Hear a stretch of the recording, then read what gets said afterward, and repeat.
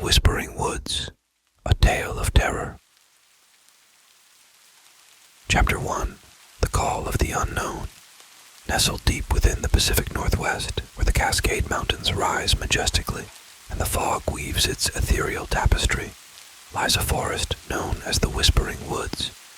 Its ancient trees, gnarled and twisted by time, stand as silent sentinels, guarding secrets that have been whispered for centuries. Legend has it that the Whispering Woods is a place of liminality, a threshold between our world and the unseen. Some say it is a portal to the realm of the Fae, where creatures of myth and magic dwell. Others believe it to be a gateway to the Shadowlands, a realm of darkness and malevolent spirits.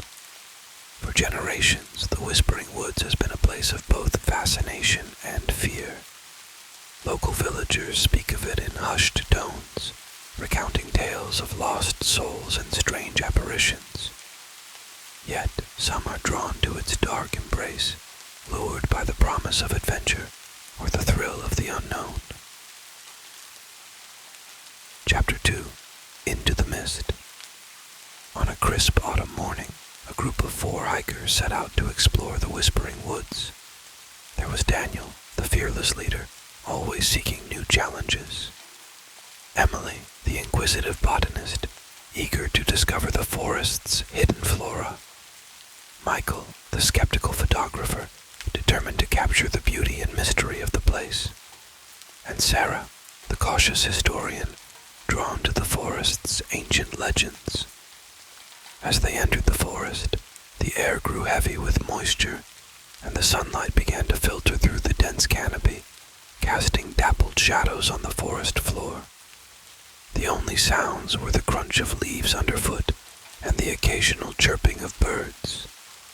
But as they walked deeper into the woods, a sense of unease began to settle over them. The trees seemed to close in around them, their branches reaching out like grasping hands. The air became still and silent, save for the faint whispering sound that seemed to come from nowhere and everywhere at once. Chapter 3. The Haunting Begins. The hikers soon found themselves enveloped in a thick fog that obscured their surroundings. The trail they had been following disappeared, leaving them disoriented and lost. Suddenly, they heard it, a low, guttural growl that seemed to emanate from the depths of the forest. Their hearts pounding, they turned to face the source of the sound. Emerging from the fog was a creature unlike anything they had ever seen before. It was tall and gaunt, with long, sharp claws and glowing red eyes. Its skin was a sickly pale, and its teeth were bared in a snarl. The creature let out a blood-curdling scream and lunged at the hikers. They scattered in fear, each one running for their lives. Chapter 4. Desperate Flight. Daniel, the leader, was the first to be caught. The creature pounced on him, its claws tearing through his flesh. His screams echoed through the forest as the creature dragged him away, leaving a trail of blood in its wake. Emily, the botanist, stumbled through the undergrowth, her mind racing. She could hear the creature's roars getting closer, and she knew she had to find a way to escape. Suddenly, she spotted a large tree up ahead. She ran towards it, her lungs burning, and scrambled up the trunk. The creature was right behind her, its hot breath on her neck. She reached the top of the tree just as the creature reached the bottom. It roared in frustration and swiped at the tree with its claws, leaving deep gouges in the bark. Emily clung to the branch for dear life, her heart pounding in her chest.